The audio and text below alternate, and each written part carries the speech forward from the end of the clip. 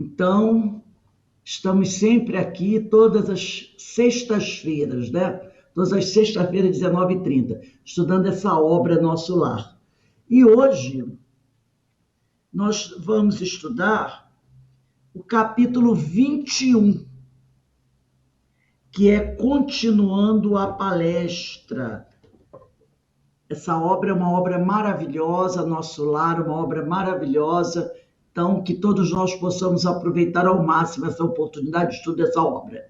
Hoje, dia 15 de abril de 2022, sexta-feira, 19h30. Então, antes de iniciarmos o estudo do livro Nosso Lar, vamos fazer a nossa prece.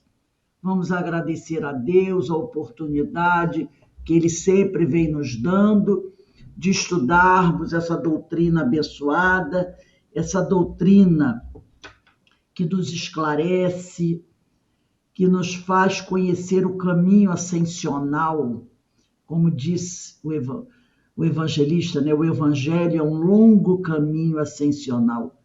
E a doutrina espírita nos proporciona, nos dá essa oportunidade de crescermos, como estudamos na aula das parábolas, né? De purificarmos a nossa veste nupcial para podermos participar do banquete celeste. Então, Senhor, só temos a te agradecer pela oportunidade e te rogar a tua proteção, o teu amor, a tua misericórdia, não só para nós, mas para todos os teus filhos encarnados e desencarnados.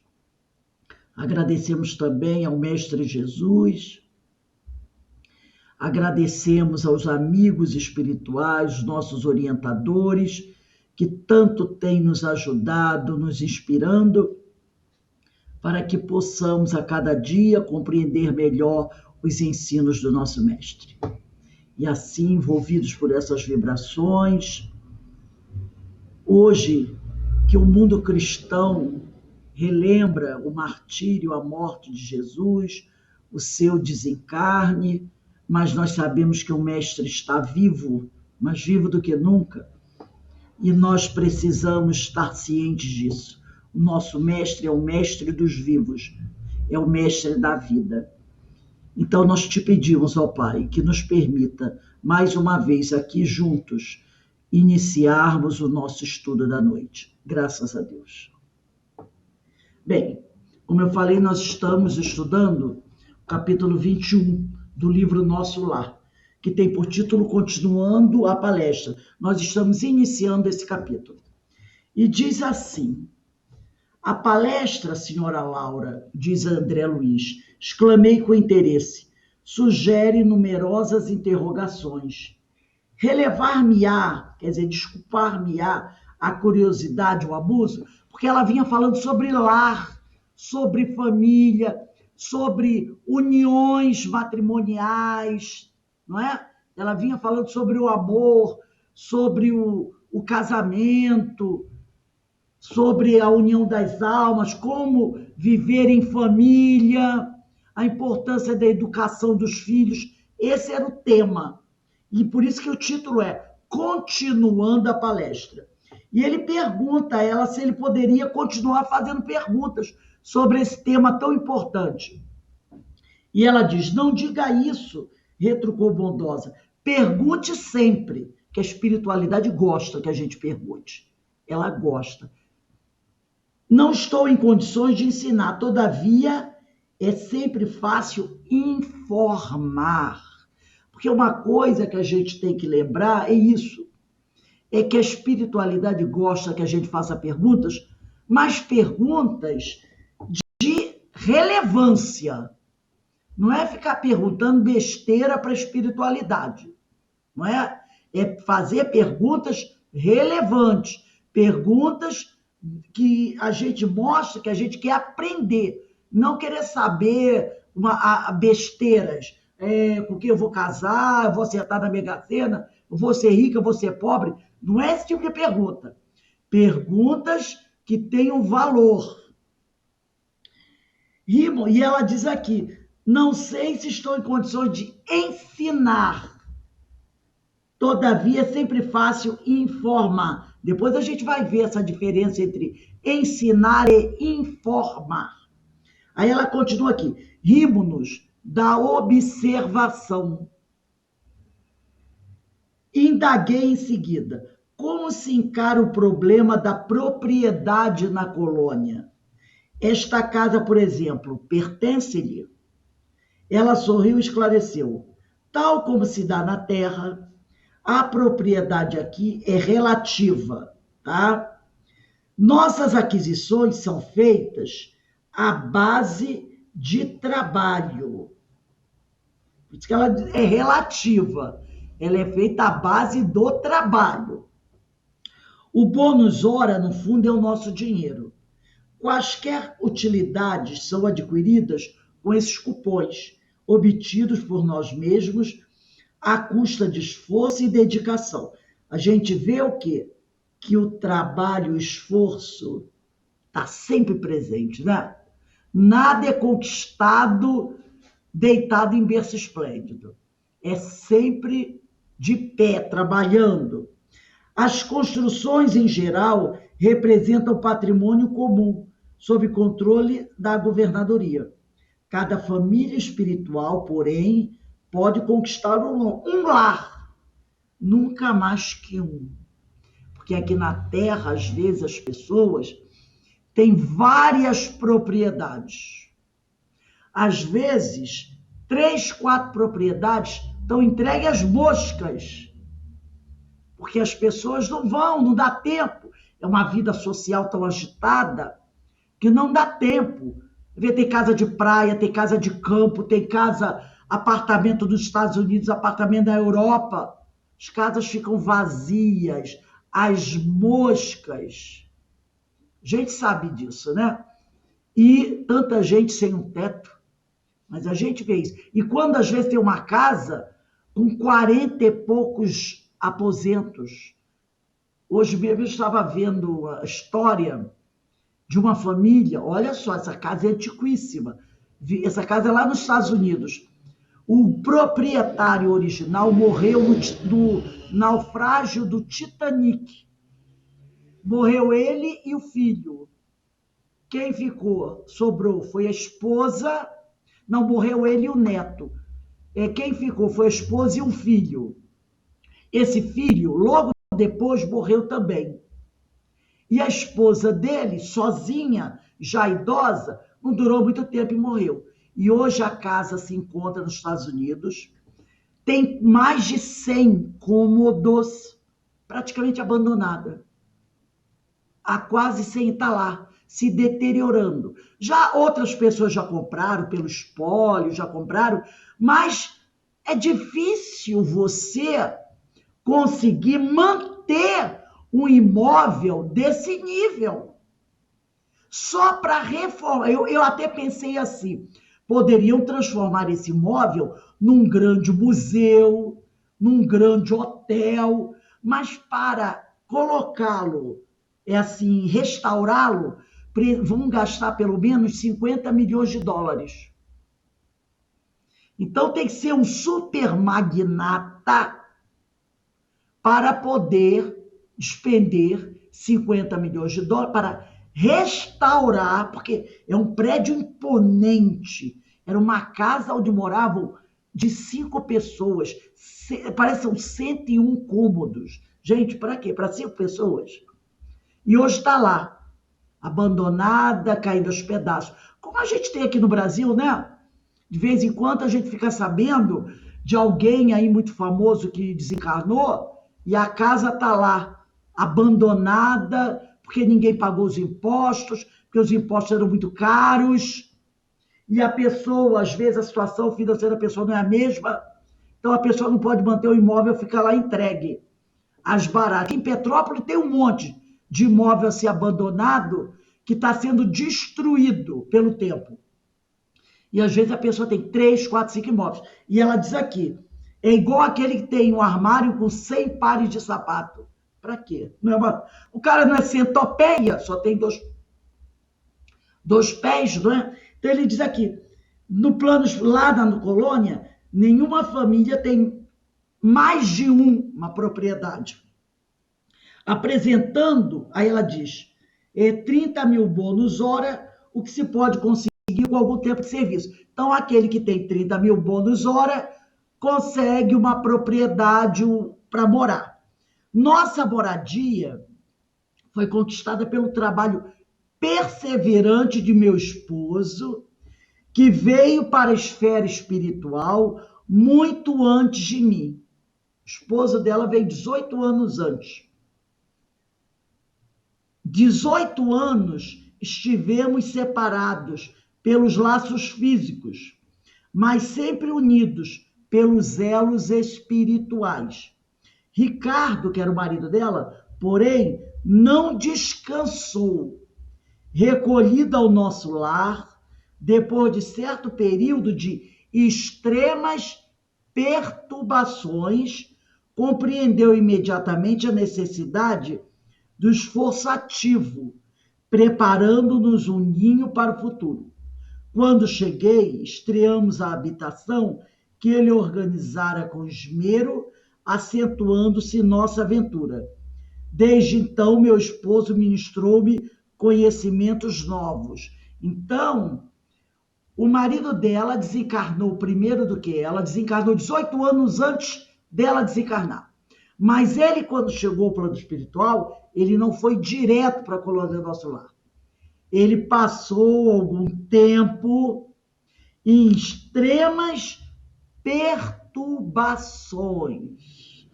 Então, já deu para perceber que ele não desencarnou muito bem, obrigado. Ele desencarnou com graves problemas.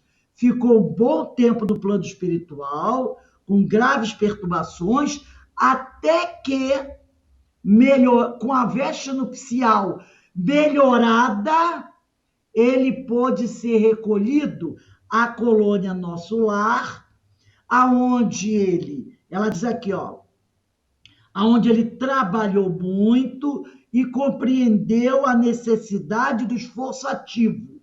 E aí ele começou a trabalhar, até que ele conseguiu o número X necessário de bônus horas para conseguir um lar. E foi preparando tudo até o momento que ela chegou, e aí eles puderam estar nesse lar, e ele passou para ela vários já conhecimentos que ele já havia adquirido ali do nosso lar, né? E até então é o que nós sabemos dessa história. Então nós vamos aqui partilhar o ecrã para a gente ver o... Oi, pode falar. Então, você falou essa história, eu lembrei da minha mãe, que meu pai já faleceu, já tem uns 40 anos. E nos poucos momentos de lucidez dela, ela falou que sonhou com meu pai, que ela chegava num lugar e tinha um muro muito alto. Aí ela subia a escada para encontrar ele. Aí ele falava assim, eu estou preparando a casa para quando você vier, mas você não pode passar do muro agora, porque não está na tua hora ainda. Ela me contou esse sonho. Aí, quando você contou essa história, eu lembrei do sonho dela. Olha só que interessante, não é? Então, cada um de nós tem um tempo, tem uma preparação. Então, é o que ela disse aqui, né? São 30 mil, como ele diz aqui, ó, as construções em geral representam patrimônio comum sob controle da governadoria. Cada família espiritual, porém, pode conquistar um lar, nunca mais que um, apresentando 30 mil bônus hora, que se pode conseguir com algum tempo de serviço. Então, no caso do Ricardo, marido da dona Laura, ele já conquistou esses 30 mil bônus hora. Então, ele pôde preparar um lar para receber a esposa quando ela viesse. E assim deve ser com todos nós, não é, Márcia? As pessoas... Acredito que sim. Tomara, né? Eu tenho, né? Eu digo que tenho ainda, porque o espírito, ninguém morre, né? Eram 2 grandes amigos lá na colônia do Curupaiti, 3, né? Rogério, Terezinha e Newton Guape. A Terezinha foi a primeira a desencarnar, era mais jovem, foi a primeira a desencarnar, interessante isso.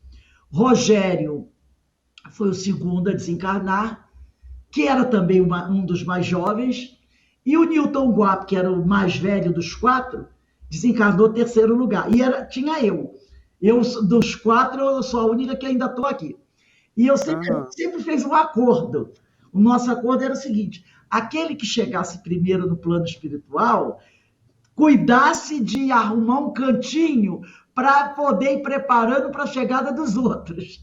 A gente dizia assim, ó, a gente sabe que a nossa situação, éramos 4, dos nós 4 é meio complicado. Então, quem chegar primeiro lá do plano espiritual, busca um cantinho, a gente dizia assim, um terreninho, vai fazendo uma meia água, uma casinha, e Vai trabalhando bastante, né, Rose? Vai trabalhando bastante para conquistar.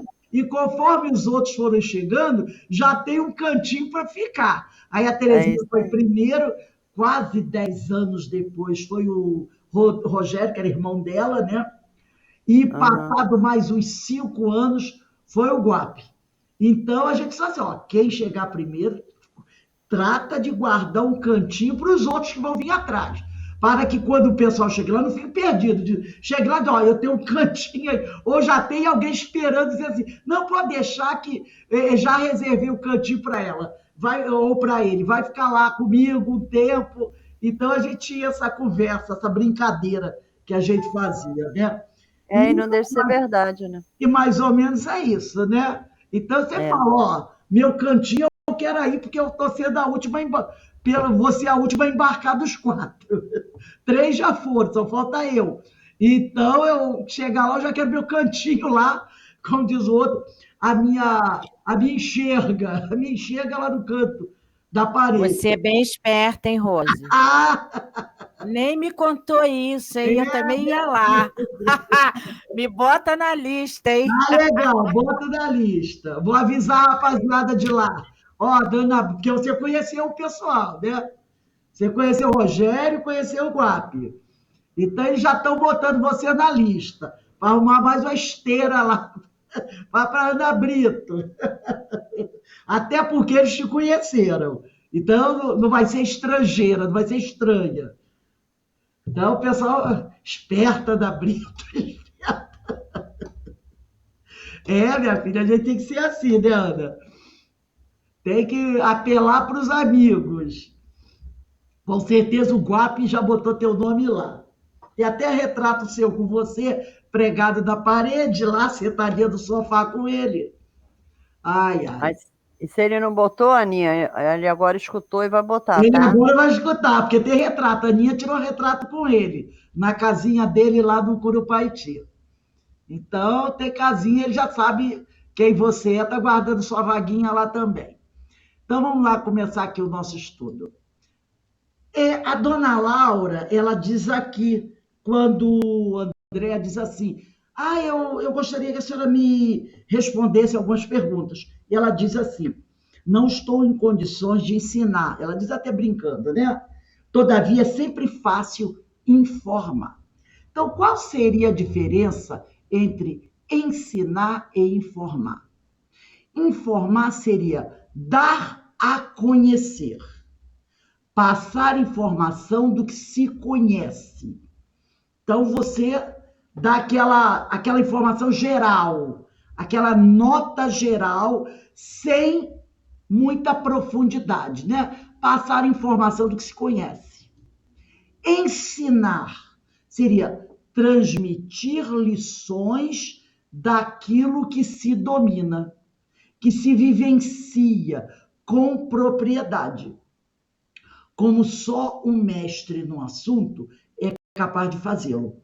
É nesse sentido que atribuímos ao mestre dos mestres o maior conjunto de ensinamentos morais transmitidos à humanidade. Somente a ele, Jesus, em sua perfeição, porque ele tinha, ou melhor, ele tem a túnica nupcial totalmente purificada e pode participar de todos os banquetes celestes, caberia essa missão de transbordar sua essência de amor e sabedoria através de palavras, fluidos e atitudes. Então, olha o valor de ensinar. Olha como é diferente ensinar de informar. Informar, você diz, ó, fica ali, vai ali, é aqui, mas você não aprofunda. E ensinar isso é transmitir lições daquilo que se domina, que se conhece, que se vivencia com propriedade, né? E Jesus é o mestre dos mestres. E a ele pertence, né, esse maior conjunto de ensinamentos morais, que ele recebeu a missão do Pai de transmitir para a humanidade. E somente ele, entre os humanos, porque nós estudamos isso também, a gente vai vendo como os assuntos vão sendo linkados, né? Nós estudamos isso nas epístolas de Paulo, somente ele, em sua perfeição, tem essa autoridade moral, tá? De transbordar a sua essência de amor e sabedoria através da... Ele passa tudo isso através das suas palavras, dos seus fluidos, das suas atitudes. A perfeição dele é tanta. Lembra daquela cena da mulher burriça? Quem me tocou?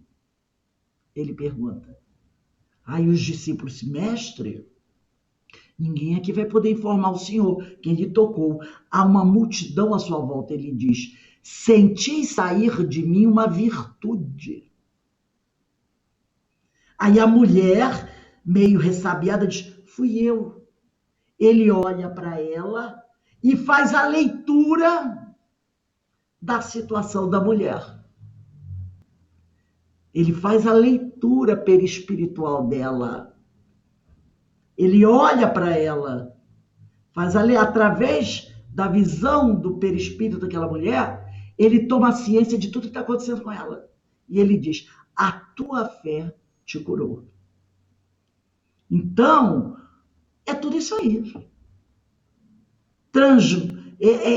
Cabe a ele, e o Paulo faz essa exaltação ao Cristo, na carta aos Colossenses, a ele, somente a ele, como o mestre dos mestres. Por isso ele rechaça totalmente a ideia da gente abraçar outras filosofias, outros mestres paralelos. Ele é o mestre maior, porque ele foi enviado pelo Pai. Então, o mestre maior para nos socorrer, nos ensinar. Então, caberia essa missão a ele de transbordar sua essência de amor. Quando ele diz, senti uma virtude sair de mim, está transbordando o amor através do seu corpo. Ela tocou na bainha da sua veste. Então, o seu fluido estava ali. E bastou ela tocar com fé e ela foi curada. A sua sabedoria também vem através dos seus ensinos, das suas palavras. Ama a Deus sobre todas as coisas e ao próximo como a ti mesmo. Das suas atitudes. Então, ensinar é isso, é transmitir lições daquilo que se domina, que se vivencia com propriedade, como Jesus dominava todos esses ensinamentos e vivenciava todos eles, né? Com propriedade. Então, é realmente uma coisa espetacular quando a gente faz essa associação com tudo isso, que aí a gente vai entendendo o que Paulo quer dizer com isso, não é? O que está lá na parábola das bodas, a gente vai tendo essa compreensão mais ampla desse ensino. Outra coisa que ela vai falar aqui, né? Ela diz, o bônus hora, no fundo, é o nosso dinheiro. Então, é uma comparação. Não é que o bônus hora seja uma nota né, de papel, uma moeda. Ela está fazendo uma comparação. E já verificamos que o bônus hora trata-se de uma espécie de moeda, por isso que eu botei entre aspas, moeda em nosso lar, com a finalidade de mensurar o tempo de dedicação dos servidores da colônia nas diversas tarefas de cooperação que ali são desenvolvidas, não é? Então, eles usam o bônus hora para, vamos dizer assim, determinar, o mensurar quer dizer determinar, medir, né? O tempo, medir aquele tempo, ele está trabalhando, quanto equivale esse tempo de trabalho. Então, ele trata de uma espécie de moeda, não é em moeda, tá? Com a finalidade de avaliar o tempo de dedicação dos servidores da colônia. Então, quanto tempo ele está se dedicando a esse trabalho? Vamos dar um valor a esse tempo de trabalho. É isso aí. Nas diversas tarefas de cooperação lá oferecidas.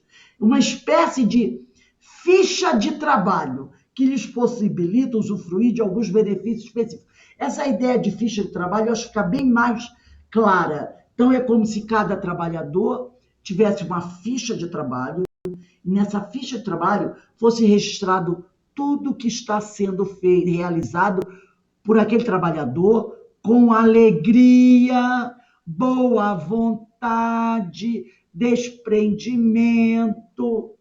E aí, esses registros, ao final, vão ter um valor. E aí, o bônus hora estará relacionado a isso, né? É uma espécie de ficha de trabalho que lhes possibilita usufruir de alguns benefícios específicos. Então, quando uma pessoa tiver X bônus hora, ela tem direito a certas coisas, ou mais outros X bônus horas tem direito a outra coisa. No caso aqui, ela diz que aquele que tiver 30 mil bônus hora terá direito a conquistar um lar. Então, é necessário 30 mil bônus hora de trabalho dedicado, né, com alegria, com empenho, com responsabilidade, com interesse.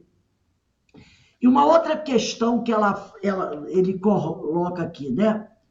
Qual a razão que um espírito, ao chegar numa colônia ou outra parte qualquer do lado da erraticidade, ele desejar adquirir uma moradia? Aí eu me lembrei dessa brincadeira que nós fizemos, né, com os amigos, o Guap, Terezinha e Rogério. Qual a razão de se adquirir uma moradia na colônia? E por que através do bônus hora? Né? Por que a gente faz tanta questão da famosa casa própria no plano espiritual? No estágio evolutivo do planeta Terra, onde nós nos encontramos, os espíritos ainda priorizam a moradia própria. Não é verdade? Quantas pessoas que vivem aqui encarnadas têm aquele sonho, vou estudar, vou trabalhar muito, que assim que eu puder, eu vou querer comprar minha casa própria. Esse é um anseio de quase todos os encarnados, né? E aí o espírito, quando desencarna, ele leva essa referência para a vida espiritual, possibilitando assim acolher seus entes queridos no lar espiritual formado pelo merecimento do trabalho realizado a favor do bem coletivo. E na colônia, trabalho este medido, mensurado através do bônus hora. Porque aqui a pessoa, às vezes, né, leva 10, 15, 20 anos trabalhando, se esforçando, né, economizando para um dia ter a sua casa própria, que é uma aspiração de todos nós. Isso é uma coisa tão forte, que quando o indivíduo chega no plano espiritual, ele ainda carrega essa ideia de ter o seu espaço particular. E ali ele se reunia com seus entes queridos, aqueles que o precederam ou aqueles que virão depois dele. Olha o caso do Ricardo, marido da dona Laura. Trabalhou para ter seu lar espiritual, preparando esse lar para poder receber a esposa e os filhos que viriam depois. É o caso do Lísias, que é filho dele com a dona Laura. Agora já chegou a neta, Heloísa. Em breve vai chegar a filha dele, a mãe da Heloísa, filha da dona Laura, que ela já está próxima de desencarnar, porque ela também contraiu a tuberculose da filha, que a filha passou para ela, né? Então, olha só, já está lá o Ricardo, dona Laura e o filho, Lísias. Agora chegou a neta, daqui a pouco chega a filha. Então tem um cantinho aonde essa família vai se reunir. Mas não devemos esquecer que esse lar só pode ser conquistado por merecimento do trabalho realizado a favor não só de si próprio, mas principalmente do bem coletivo. E essa conquista é feita, é medida, calculada através da boa das horas. Outra coisa que ela vai dizer aqui, ela diz aqui, né? Recolhido o Ricardo, marido dela, que assim que ele chegou no lar, ele não descansou. Ele, recolhido ao nosso lar, depois de certo período de extremas perturbações. O que seria esse período de extremas perturbações pelo qual passou o Ricardo, o marido da senhora Laura, né? Porque ele não, quando desencarnou, ele não foi direto para o nosso lar. Ele não foi. Ele ficou um tempo em algum lugar e depois é que ele foi recolhido, né, no nosso lar. Mas ela faz questão de colocar aqui, né? Ele foi recolhido ao nosso lar depois de certo período de extremas perturbações. Então, ele chegou no plano espiritual, ficou em algum lugar, passando por um período de extremas perturbações, depois é que ele foi para o nosso lar.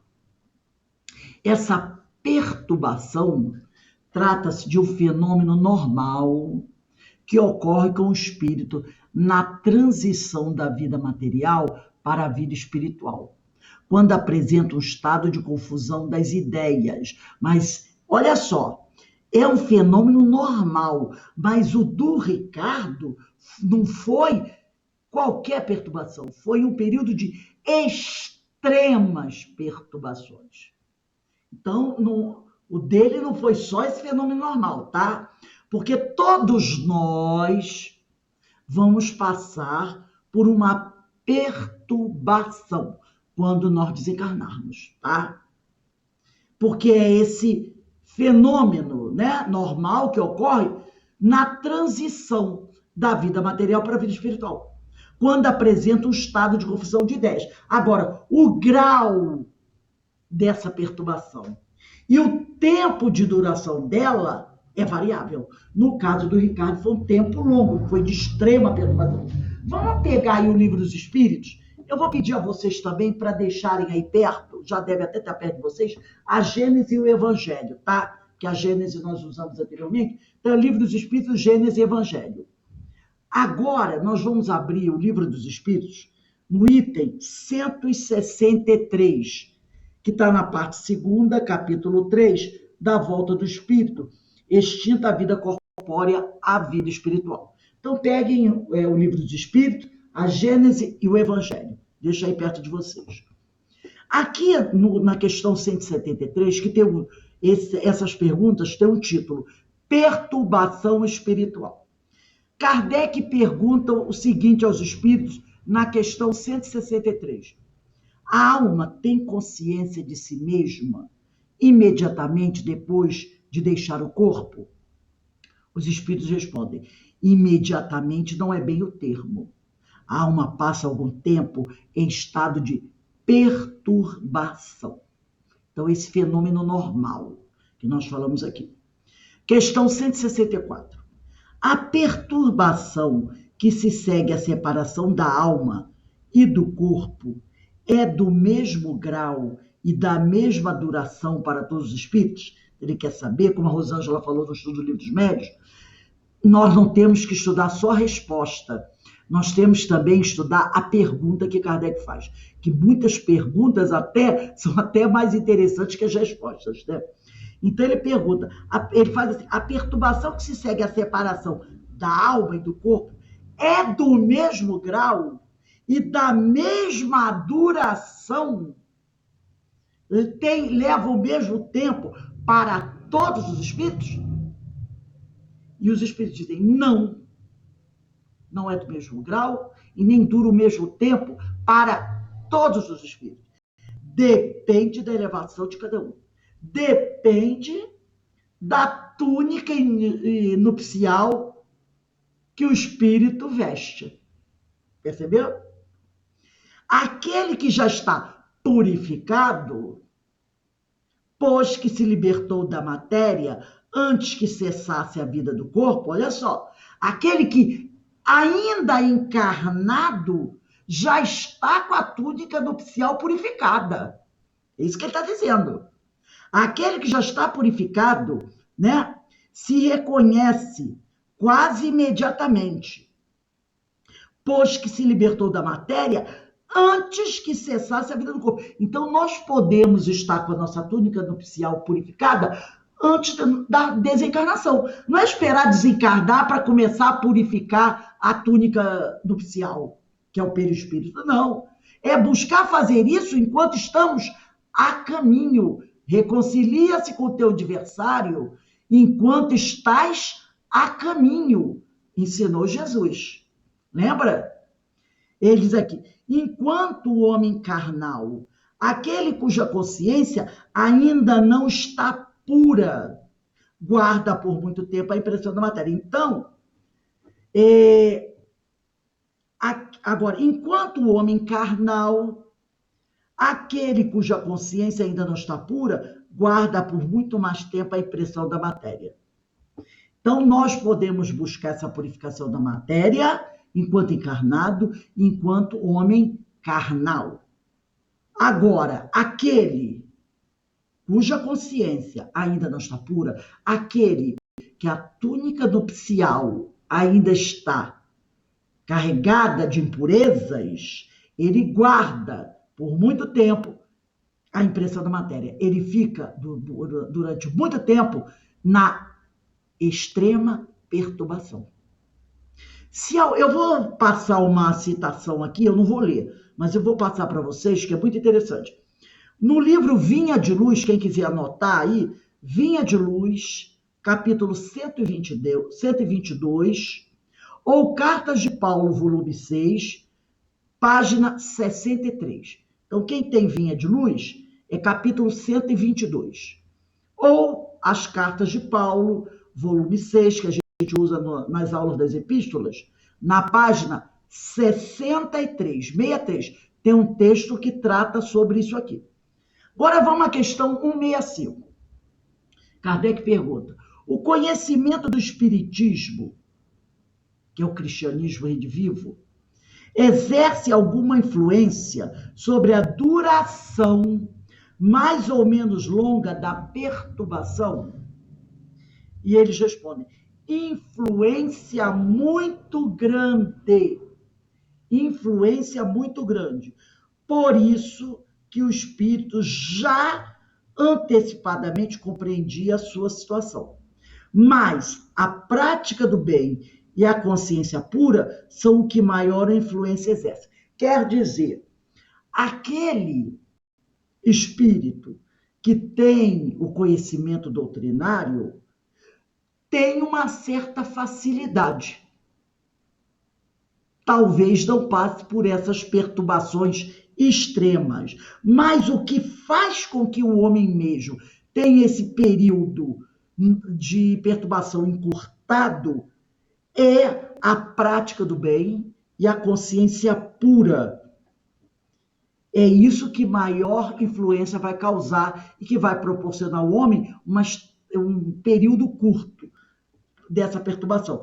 E aqui tem uma notinha do Carlos de Kardec. Tem um outro livro também que fala sobre isso. É o livro O que é a Morte, do Carlos Embaçaí. O que é a Morte, Carlos Embaçaí. Nesse livro, ele também vai abordar esse assunto aqui. É um livro muito interessante. Desses livros antigos, né? O que é a Morte, de Carlos Embaçaí. E na nota de Kardec diz assim: por ocasião da morte, tudo a princípio é confuso. De algum tempo precisa a alma para entrar no conhecimento de si mesma. Ela se acha como que aturdida no estado de uma pessoa que despertou de profundo sono e procura orientar-se sobre a sua situação. A lucidez das ideias e a memória do passado lhe voltam à medida que se apaga a influência da matéria, que ela acaba de abandonar, e à medida que se dissipa a espécie de névoa que lhe obscurece os pensamentos. Muito variável é o tempo que dura a perturbação que se segue à morte. Pode ser de algumas horas, como também de muitos meses e até de muitos anos. Poderíamos dizer até de muitos séculos. Aqueles que desde quando ainda viviam na Terra se identificaram com o estado futuro que os aguardava, são os em que menos longa ela é. Quer dizer, aquele que, no caso, quem estuda a doutrina, né, já começa a se aprofundar e tomar providências para melhorar a sua situação, esses são aqueles que menos longa essa perturbação é. Porque esses compreendem imediatamente a posição em que se encontram. Aquela perturbação apresenta circunstâncias especiais, de acordo com os caracteres dos indivíduos e principalmente com o gênero de morte. Então, de acordo com os caracteres do indivíduo e o gênero de morte, essa perturbação pode ser maior ou menor. Agora vamos dar uma olhadinha aqui no último parágrafo, no penúltimo parágrafo dessa nota. Diz assim, não é penúltimo, não, é o último parágrafo mesmo da nota. Diz assim, é o quinto parágrafo. A perturbação que se segue à morte nada tem de penosa para o homem de bem, que se conserva calmo, semelhante em tudo a quem acompanha as fases de um tranquilo despertar.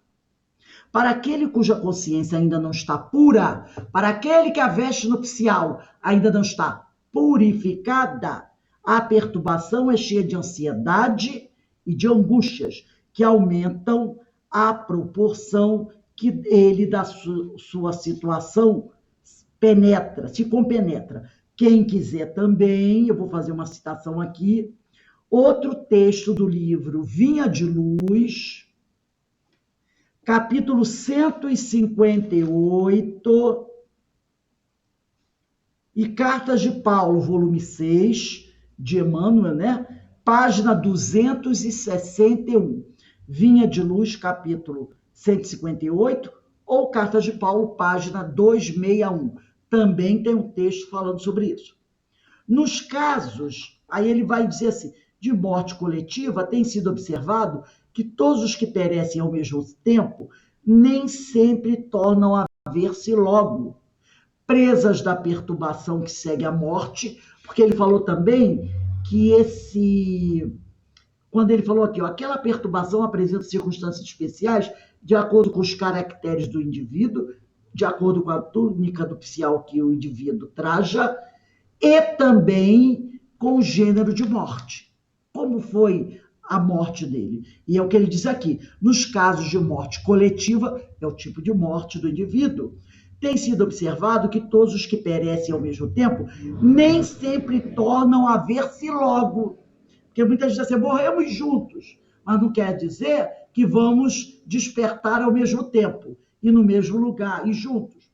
Presas da perturbação que segue a morte, cada um vai para seu lado. dependendo da sua túnica nupcial. Ou só se preocupa com os que lhe interessam, com aqueles com que tem afinidade e sintonia. Também, quem quiser, pode anotar aí as questões 737 a 740 de O Livro dos Espíritos, que também são questões interessantes, 737 a 740 de O Livro dos Espíritos, tá? Também vai complementar esses ensinos aqui que nós vimos dessas questões 163 a 165. Mas vamos continuar aqui. Outra coisa que a dona Laura, ela disse aqui, né? Ela deixou aqui, ela diz assim, ó, Ricardo, porém, não descansou, recolhido ao nosso lar, depois de certo período de extremas perdas, compreendeu imediatamente a necessidade do esforço ativo, preparando-nos um ninho para o futuro. Quando cheguei, estreamos a habitação que organizara com esmero, acentuando-se a nossa ventura. Desde então, meu esposo ministrou-me conhecimentos novos, né?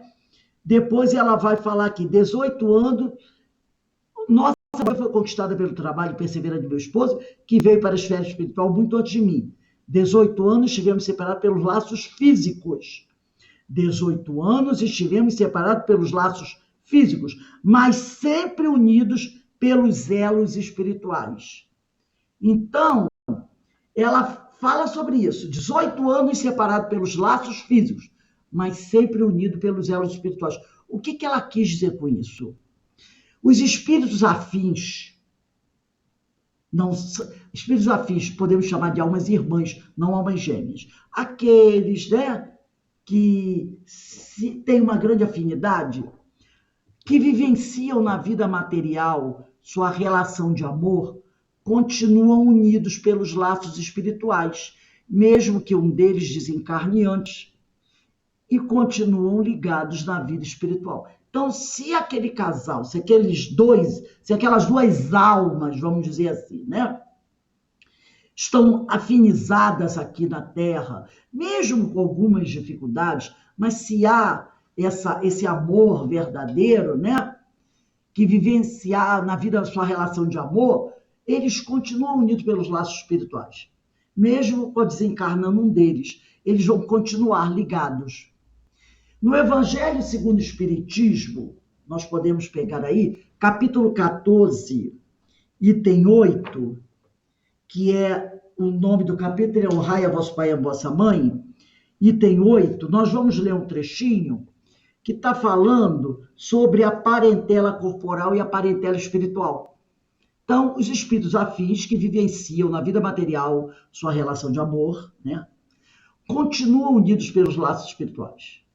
Mesmo que um deles desencarne antes, no caso dela, o marido desencarnou 18 anos antes dela, eles continuam ligados à vida espiritual. A mãe da Márcia, né, estava separada materialmente, fisicamente do marido há 40 anos. Ele já desencarnou há 40 anos atrás. Só o ano passado, né, Márcia, que ela desencarnou. Foram 40 anos de separação material. Mas isso não quer dizer que eles não estivessem ligados espiritualmente. E aqui, no capítulo 14 do Evangelho, item 8, diz assim: os laços do sangue não criam forçosamente os liames entre os espíritos. O corpo procede do corpo, porque o homem só pode gerar um corpo, né? Ele não pode gerar um espírito. O corpo procede do corpo, mas o espírito não procede do espírito. Espírito não gera espírito. Porquanto o espírito já existia antes da formação do corpo. Não é o pai quem cria o espírito de seu filho. Ele, mas não faz do que lhe forneceu o invólucro corpóreo, cumprindo-lhe, no entanto, auxiliar o desenvolvimento intelectual e moral do filho, para fazê-lo progredir. Então, nós não geramos espírito, nós geramos corpos para que os espíritos que vêm do espaço habitarem. E a partir do momento que você recebe um espírito desse em sua família, você tem a responsabilidade e a missão de auxiliar o desenvolvimento intelectual e moral daquele espírito. Agora, vamos lá para o parágrafo 3º. Vamos pular o segundo parágrafo, o parágrafo 3º. No parágrafo 3º diz assim: há, pois, duas espécies de família. As famílias pelos laços espirituais e as famílias pelos laços corporais. Duráveis as primeiras, né? Aquelas dos laços espirituais. Duráveis as primeiras dos laços espirituais se fortalecem pela purificação. Conforme a veste nupcial vai se purificando, essas famílias vão se fortalecendo e se perpetuam no mundo dos espíritos, através das várias migrações da alma. As segundas, aquela dos laços corporais, são frágeis como a matéria, se extinguem com o tempo e muitas vezes se dissolvem moralmente já na existência atual. Quer dizer, aquelas pessoas que se unem às outras por algum tipo de interesse, porque aquela coisa do corpo bonito, ou porque a pessoa é rica, ou por outra coisa qualquer, né?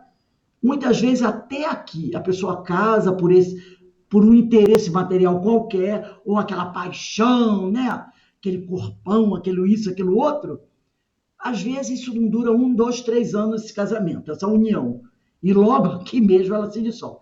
E se não se dissolver aqui, lá no plano espiritual, essa união não vai durar muito tempo, porque ela foi baseada no interesse material, né? Então, esses laços corporais, essas famílias formadas pelos laços corporais, são frágeis como a matéria, se extinguem com o tempo e muitas vezes se dissolvem moralmente, já na existência atual. Foi o que Jesus quis tornar compreensível, dizendo de seus discípulos: aqui estão minha mãe e meus irmãos, isto é, minha família pelos laços do Espírito, pois todo aquele que faz a vontade de meu Pai que está nos céus é meu irmão, minha irmã e minha mãe. Então ele diz, aqui, porque quando ele disse assim, mestre, sua mãe e seus irmãos estão aí querendo falar com o senhor, é a família dele. Aquela família dos laços materiais, dos laços corporais. Agora, ali onde ele estava, com seus discípulos, com aqueles que estavam interessados em ouvir a sua palavra, em aprender o que ele ensinava e, acima de tudo, buscar se melhorar, buscando purificar sua túnica nupcial, colocando em prática o que Jesus ensinou, ali estava a verdadeira família dele, a família dos laços espirituais. Por isso ele diz, aqui, quando ele diz aqui, ele está falando do local, tá? Do lugar, aqui, onde eu me encontro aqui, entre vocês, estão minha mãe e meus irmãos. Quer dizer, a minha família é esta aqui. Minha família pelos laços do Espírito. Porque todo aquele que está fazendo a vontade de meu Pai que está nos céus é meu irmão, minha irmã e minha mãe. Então, se nós estamos buscando aprender os ensinos de Jesus, colocar em prática esses ensinos para purificar o nosso perispírito, seguindo os exemplos de Jesus, agindo como Jesus agiu, nós somos a família de Jesus. Estamos ligados a ele pelos laços do Espírito. Nós somos seu irmão, sua irmã, sua mãe, seu pai. Porque essa é a verdadeira família. É isso que Jesus quis dizer. No livro Evolução em Dois Mundos, de Francisco Cândido Xavier, na parte 2ª, capítulo 11, tem um texto que eu trouxe para vocês, não precisa pegar o livro, não. É o livro Evolução em Dois Mundos, do Chico Espírito André Luiz, na parte 2ª, é a última parte do livro, porque o livro é dividido em parte 1ª e parte 2ª. No capítulo 11. No capítulo 11, André Luiz vai colocar inicialmente uma pergunta. Qual é a conduta afetiva entre as almas enobrecidas? Qual deve ser essa conduta afetiva entre as almas enobrecidas? E aí ele vai responder, né? A resposta é de André Luiz. Quanto mais elevado o grau de aprimoramento da alma, quanto mais elevado o grau de aprimoramento da alma, mais reclamará espontaneamente de si própria a necessária disciplina das energias do mundo afetivo. Então, quanto mais a alma estiver aprimorada, mais ela vai exigir de si própria a disciplina dos seus sentimentos e das suas emoções. Entendeu? Quanto mais nós formos evoluindo, quanto mais a gente for purificando a nossa veste nupcial, mais nós vamos exigir de nós mesmos a nossa educação socioemocional. Foi a aula que o Vitor deu ontem. Então, somente despendendo essas energias no circuito de forças em que se completa com a alma a que se encontra consorciada, ou então em serviço nobre. Então, a gente só vai buscar gastar essa energia nesse circuito de forças em que se completa com a alma, a que se encontra consorciada. Quer dizer, no lar, com a família, com o outro com quem a gente convive, a gente vai sim trocar essas energias, despender essas energias e não ficar gastando energia à toa. Então a gente vai valorizar o gasto das energias. Ou então a gente vai despender essas energias em serviço nobre, através do qual opera a evasão, a saída das cargas magnéticas de seus impulsos genésicos criadores, transferidos para o trabalho em que se lhe projetam a sensibilidade e a inteligência. Então, quanto mais a alma estiver aprimorada, purificada, mais ela vai exigir de si mesma a disciplina das suas energias do mundo afetivo.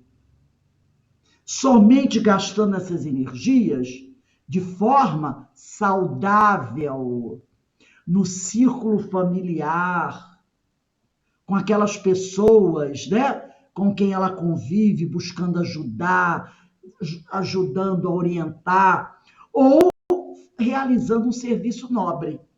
Porque no dispêndio ali da família, ou no serviço nobre, vai acontecer o quê? A evasão, a saída das cargas magnéticas dos nossos impulsos genésicos, centro de força genésico, que é uma energia criadora, tanto é criadora que ela é ligada à reprodução, não é? E essa energia vai transferir para o trabalho, né? E o que a pessoa está realizando, ou no relacionamento com a família, a sensibilidade e a inteligência. Isso acontece no mundo do plano físico, entre aqueles cujo sistema psíquico já se distanciou suficientemente das emoções vulgares, ajustando-se em complementação fluídica ideal às almas irmãs que se matrimoniam, quer dizer, com quem se convive ali. Pode ser dos dois espíritos que vivem no matrimônio, como pode ser também entre a família. Então, no plano físico, isso que o André Luiz fala de reclamar espontaneamente de si próprio a necessária disciplina das suas emoções, né? No mundo efetivo, muito ligado ao que o Vitor falou ontem para nós sobre educação socioemocional como fator de evolução. Isso vai acontecer aqui na Terra entre aqueles espíritos cujo sistema psíquico já está mais aprimorado, já não se satisfaz mais com essas emoções vulgares. E emoções vulgares a gente sabe o que é, né? Ajustando-se em complementação fluídica ideal às almas irmãs que se matrimoniam, aquelas que estão fazendo aquela troca saudável das energias. Continuando ainda nesse livro maravilhoso, Evolução em Dois Mundos, né? Na parte 2, capítulo 11, André Luiz encerra dizendo o seguinte: interrompida a aliança física, bem aqui relacionado com o Ricardo e a Dona Laura, né? Interrompida a aliança física na esfera carnal.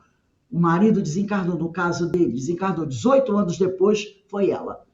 Interrompida a aliança física da esfera carnal por interferência da morte, o homem ou a mulher, ou aqueles que conviviam, tinham um relacionamento amoroso, né? Consagrados à sublimação íntima, que viviam nessa harmonia com muito equilíbrio, se associam quase sempre à companheira ou a companheiros levados à viuvez em construtivas simbioses, ligações de ação, seja no amparo aos filhos, ainda necessidade de assistência, ou na extensão de obras edificantes. Porquanto os espíritos que verdadeiramente se amam desconhecem o que seja abandono ou esquecimento. Então, se um dos espíritos, né, uma família, um casal, duas pessoas tem essa relação amorosa, saudável, né, baseada em muito amor, em muito respeito, em muito companheirismo, se um deles se desencarna, eles não têm essa coisa de eu estou sozinha. Essa ligação pelos laços espirituais continua a acontecer. Ela continua. Então, eles se associam. Um aqui na Terra e o outro do plano espiritual. Em construtivas simbiose. Simbiose é uma ligação. Eles mantêm essa ligação. Cuidado, não quer dizer aqui, isso aí é uma obsessão, né? Obsessão, o espírito desencarnado está ligado ao encarnado, o marido que desencarnou está obsediando a mulher, ou a mulher que desencarnou está obsediando. Não. Essa ligação é por laços de amor. Um está encarnado, o outro desencarnado. Mas eles se amam, eles são saudáveis. Então, eles mantêm uma ligação, né? Eles se associam em construtivas simbioses de ação. Essa associação, ela tem um objetivo. Que objetivo é? A família que está aqui, para amparar os filhos que ainda estão encarnados, que ainda estão necessitados de assistência, né? Ou então, aquele que desencarnou vai se associar ao que está encarnado e vai colaborar no trabalho que o encarnado está realizando aqui na Terra. Trabalho de caridade, obras edificantes. Então, ele vai continuar, se ele colaborava enquanto estava encarnado, ele vai continuar colaborando espiritualmente agora que está desencarnado. Então, essa ligação, esses laços do espírito, eles se perpetuam, porque os espíritos que verdadeiros se amam desconhecem o que seja abandono ou esquecimento. Eles continuam trabalhando juntos, continuam unidos, não estão mais juntos fisicamente, mas continuam juntos espiritualmente. Olha que coisa bonita, que coisa interessante nós vamos aprendendo com essa doutrina, né? E também aquela coisa do consolo, né? A pessoa diz, desencarnou, agora eu estou sozinha. Não estamos sós. Se havia realmente uma ligação verdadeira com aquele que desencarnou, essa ligação ela vai continuar. E pode até aumentar, porque aquele que desencarnou agora está até mais livre, né? Tem uma visão melhor, poderá ajudar a esposa, vamos dizer que a esposa que tenha ficado, o marido tenha desencarnado, na educação dos filhos. Se a mulher realiza algum trabalho social, ele vai poder colaborar com ela.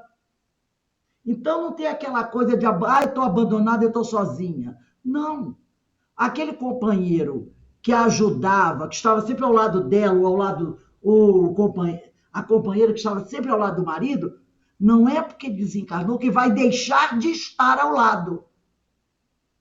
Já que ele é um espírito que já tem uma certa elevação, já tem uma túnica nupcial mais arrumadinha, esse trabalho ele vai poder realizar. Percebeu como os estudos se encaixam direitinho? A gente estudou a parábola das bodas, falamos da veste nupcial. Olha como aqui nessa aula de hoje o assunto perispírito, veste nupcial, entrou direitinho e facilitou o nosso entendimento. Então, a nossa ideia é essa, né? É procurar sempre continuar trabalhando, melhorando, orando pelos que partiram e agradecer a Deus, que com certeza aquele irmão, aquela irmã que precedeu a nossa volta ao plano espiritual está ali nos auxiliando, está junto a nós, nos dando incentivo, né? Participando. A gente precisa acreditar nisso. Alguém gostaria de falar alguma coisa sobre isso? Aninha, Denise? Eu tenho uma dúvida, Rosa. Pode falar. Quando você falou sobre a residência no plano espiritual, que ele recebe toda a família, mas não tem um preparo antes do espírito, porque tem aquela transição, né, de perturbação. Isso. Depois que passa por tudo isso, que eles vão ficar reunidos, não é? Sim. Olha o que ela falou. Ela disse que a dona Laura, que o marido dela, quando desencarnou, ela amava muito o marido, entendeu? Mas ele tinha algumas dificuldades. Tanto é que ele não pôde ir diretamente para a colônia, ele tinha as questões dele, não é? Então, ele ficou numa região onde ele passou por um período de extrema perturbação. Quando ele resolveu o problema dele nessa região, foi o caso de André Luiz. André Luiz não ficou 8 anos no umbral? Por quê? Foi. Ele passou por um período de extrema perturbação. Quando ele conseguiu se libertar, melhorar, ver as coisas que estavam acontecendo à volta dele, quando ele conseguiu elevar o pensamento ao alto, ele foi recolhido. Então, o marido da dona Laura também. Ele estava num período de extrema perturbação, porque ele tinha os problemas dele, passou um período lá, até que ele teve uma melhora, foi recolhido no nosso lar. Lá no nosso lar ele passou por um grande tratamento, se equilibrou com o André Luiz, e aí começou a trabalhar, e não é só trabalhar estudando, adquirindo conhecimento, até que ele reuniu os 30 bônus horas, 30 mil bônus horas, né, que era necessário. Não me lembro bem, acho que é 30 mil bônus horas, não é isso? Que está escrito aí no livro. Quando ele conseguiu os 30 mil bônus horas, é porque ele já tinha trabalhado bastante, já tinha adquirido bastante coisa.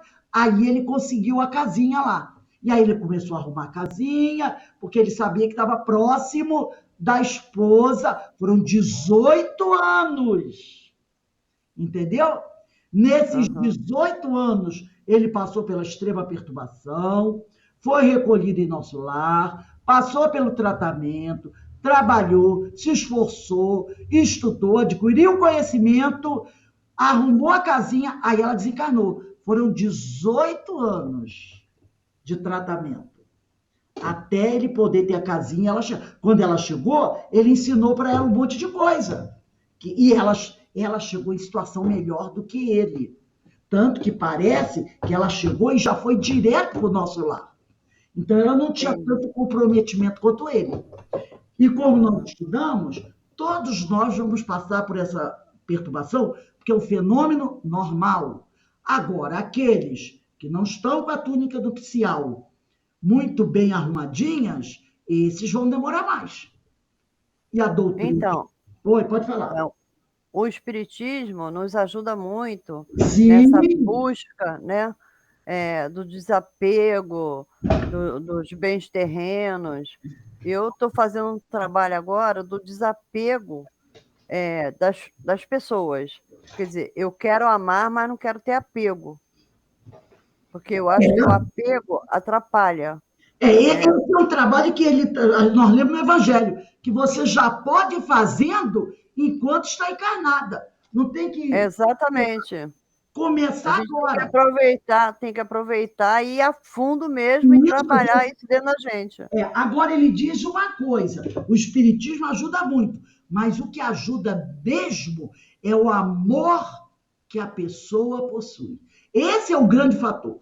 O Espiritismo nos ajuda porque não mostra o caminho das pedras. Agora, você tem que ter amor, você tem que amar as pessoas mesmo. É isso que é o amor na sua pura essência. Exatamente, é amar. Sem apegos. Exatamente. Né? Aprender a amar. É isso que eu estou trabalhando. É o amor ao nosso próximo, fazendo aquilo que Jesus falou, né? Ama a Deus sobre todas as coisas, mas ao próximo como a ti mesmo. É o amor que, vivido verdadeiramente, é que vai purificar a nossa veste nupcial. E aí, porque se a gente acredita que a morte não existe, que a vida continua, a gente tem que confiar em Deus. Claro, perfeito. Não é? Se a gente vai ter perdas de pessoas amadas, a gente tem que confiar no Pai. E a palavra perda, né? Não é perda. Não é perda, é um... A gente só perde aquilo que é nosso. Então, não é nada nosso. Nossos filhos são espíritos. Então, são espíritos, não são nossos. Tudo aqui é emprestado. São filhos de Deus. Exatamente. É um afastamento temporário. Mas, ao mesmo tempo, como nós vimos hoje, esses irmãos estão próximos de nós. Basta o nosso pensamento, como eu fiz essa lembrança aqui desses meus grandes irmãos, amigos, Terezinha, Newton, Guape e Rogério, com certeza eles estão próximos, porque eu me linkei a eles, através do pensamento, numa lembrança boa, numa lembrança de algo que nós fazíamos sempre, e nós estávamos sempre juntos, toda vez que estivemos juntos, era para estudo do Evangelho, era para estudo da doutrina. Então, eu visitava eles e a gente fazia um culto, fazia o estudo do Evangelho semanal durante uns 20 anos. Então, nós estabelecemos essa ligação pelos laços do Espírito. Então, eles estão próximos. A gente pode sentir a presença desses amigos maravilhosos, que é uma ligação, é um laço perpétuo. Seremos sempre amigos, porque não havia nenhum interesse material nessa ligação. Assim, Rose, pode falar. Eu até falei no outro curso que às vezes eu estou deitada à noite, eu sinto uma mão na minha cabeça, como se estivesse fazendo um carinho em mim. Quer dizer, é uma aproximação de um ente querido que está aqui do meu lado. Claro. Né? E é uma sensação muito boa. Então, e a gente sempre tem que estar ligado nessas coisas. Sim. E a nossa volta. Aí, a cada momento que a gente estuda, a gente vai, né, estabelecendo esse conhecimento, essa ligação mais intensa. Isso mesmo. Quando a pessoa desencarna, ela não desaparece, não vira fumacinha. Continua próximo, né? Então, por isso que não tem essa coisa. Fala, e a gente não pode esquecer também que não são só os nossos amigos conquistados aqui e agora. nós temos outros amigos com história de outras existências. Exato. Vai acumulando, que coisa boa, né? Quantas encarnações já tivemos? Quantos laços, amigos por laços espirituais nós temos? Não é? Quantos amigos que não reencarnaram conosco na mesma época que nós, estão lá no plano espiritual, nos apoiando, nos inspirando. Amigos que nós encontramos no desprendimento do sono, abraçamos, matamos saudade, conversamos, trocamos ideia, mas eles estão lá no plano espiritual, vão reencarnar mais tarde, mas estão lá. Quantos? É uma multidão, gente, é uma multidão de amigos que nós temos, graças a Deus. Graças a Deus. E essa família espiritual vai aumentando cada vez mais. A cada um que a gente conhece, que a gente troca essas vibrações, é um amigo que a gente faz e que fica ad eterno. Falando em amizade verdadeira, né? Fica ad eterno. Então isso é uma maravilha, gente. Isso é uma maravilha. Ninguém nunca está só. Essa coisa, eu estou... Não! Ninguém nunca está só. Graças a Deus. Alguém gostaria mais de falar mais alguma coisa? Então, gente, nós vamos fechando aqui a nossa aula de hoje. Eu acho que as 3 aulas foram muito produtivas, né? Nossos estudos estão ficando muito produtivos. A gente fazendo as ligações da palestra do Vitor de ontem, dos estudos de hoje, né? Vai tudo se amarrando. Isso é muito bom mesmo, né? Faz com que a gente vá aprendendo e o colocando em prática cada vez mais, nos esforçando para colocar em prática cada vez mais tudo aquilo que nós aprendemos. Pode falar, Ana. Hoje também lá no COI, como é que se fala? Amanhã espírita, né? Ai, foi maravilhoso com a Michele e o Vitor. Olha que coisa linda. Foi uma vibração que a gente não queria nem levantar da cadeira. Que coisa boa, né? Foi maravilhoso. Eles são ótimos, né? São maravilhosos. Eu adoro os 2. Muito bom. Está gravada, vou mandar para você. Depois manda para mim. Aqui eu não podia, porque eu estava preparando a aula de hoje do nosso lar. Não, então eu não pude participar. Mas... Bota no grupo, né, Ana? Oi? Tá. Vou botar. Coloca no grupo. Vou botar no grupo. Manda para mim. Bota lá no grupo, Evangelho em Casa, para todo mundo. Eu vou mandar Ana, eu vou mandar aquela página do elogio para você e vou colocar no grupo. E vou colocar também esse vídeo do Haroldo, que é muito bom. E ele é bem dirigido para evangelização de espíritos. Então vai ser bem interessante. Eu queria o Vitor de ontem, porque eu não vi por causa da luz. O de quinta, olha, a palestra do Vitor já está na nossa página do YouTube. Quem quiser assistir, já está lá. O link eu vou mandar de novo hoje na página, botar o link da nossa página do YouTube. Entra lá e procura Painel Espírita. As 2 palestras são do Carlos Alberto e do Vitor, tá bom? Então vamos encerrando aqui a nossa aula de hoje, tá?